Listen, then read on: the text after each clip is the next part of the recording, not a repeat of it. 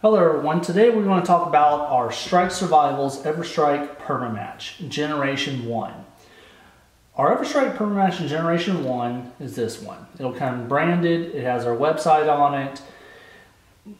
These lighters are the topic of discussion on many social networks, whether they work, whether they're good, which ones aren't, which ones are.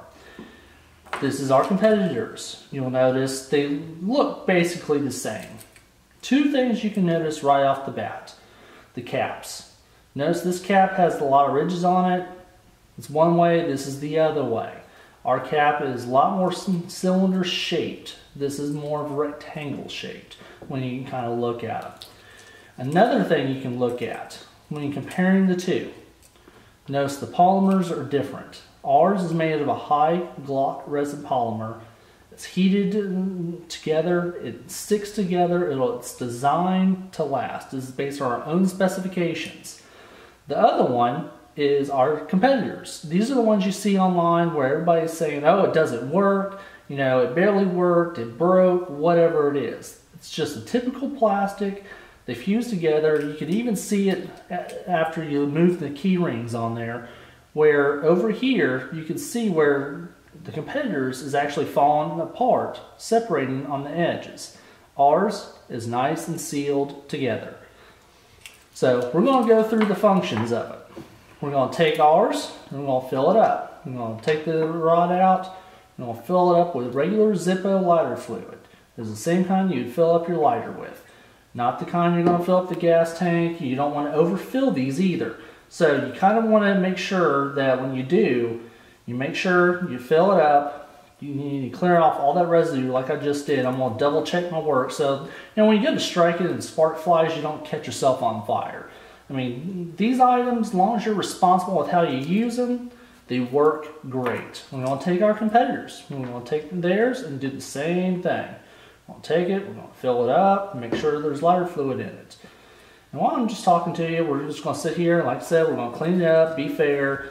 And you want to typically let these sit about 5 minutes before you use them. It gives a chance the wick to actually soak up in there, and gets a good bonding agent for the lighter flame to catch when you throw that spark. So I'm going to take ours and set there for a couple of minutes. We're going to shake it up and make sure it's good and mixed. I'm going to take the rod out. Here's the striking rod. It has a wick on it.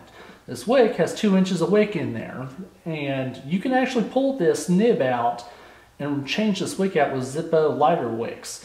But we're going to talk about that in a different tutorial. Today we're just showing you the basic functions, how to fill it up and how to use it. So we're going to take our thumb and put it over the wheel well right here and put our other hand like this. You don't want to leave this wheel well open. That way when you go to strike, the fluid won't splash up on you, and then again you're going to catch the lighter on fire, you're going to catch yourself on fire.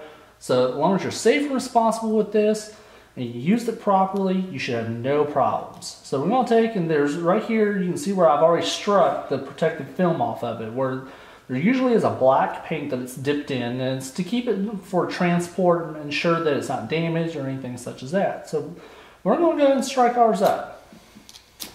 See how the flame is thrown real well? Those sparks are big. So it's just like a match, holds a flame, you're going to blow it out. Don't let that wick burn for more than 10 seconds or you'll burn the wick down, then you have to take more wick out. Blow it out and reinsert it back into the well. You don't want to put this back in there with the flame on. It'll catch on fire. People have done this before. So we're going to take ours, set it aside. We're going to grab the other one, our competitors. This is the one, like I explained before, materials, how the design, it's little details that you can tell. Ours actually weighs the same, but when you hold them in your hands, you can feel the difference in them, even in the striking rod. Our striking rod is all completely steel. These are made of aluminum. So we're going to take our competitors out, we're going to put our thumb over it, take the striking rod, and we're going to strike theirs. It'll start right up. Started right up, right? But you notice there was no spark to it. So, which means when you go try to catch a spark, see that teeny little spark? There's no way you're going to start a fire with that little spark versus how we were. I mean, yeah, it's going to catch fire real great, but what happens when that wick runs out? You have no spark. That's why ours is better. You have both, the flame and the spark. This, you more or less have a flame until, one, you're either running out of lighter fluid, or two, you run out of wick.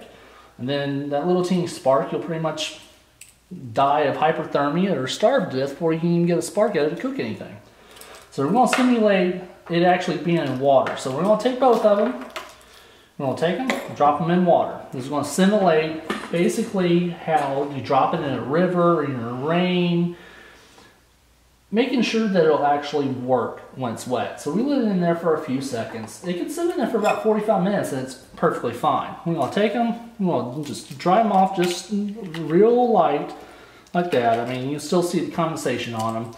You want to shake it off. Make sure it's kind of, at least it has a little bit of moisture off. You typically do that when you pull anything out of the water anyway. You want to take ours, take the rod out. And we're going to try to actually, we're going to insert it, and you want to shake it up a little bit just to make sure there's fluid in it. Catch that on the wick. We're going to take it out, same as before, cover your thumb over the hole, and we're going to try to catch ours. See the sparks, how much different they were? And there's your flame. Pretty big difference when you look at them side by side compared. Big difference in the spark and the flame. So it's going to start up, whether it's wet, rain, sleet, snow, anything. So we're going to take our competitors off. We'll shake it off like that. I'll shake it up.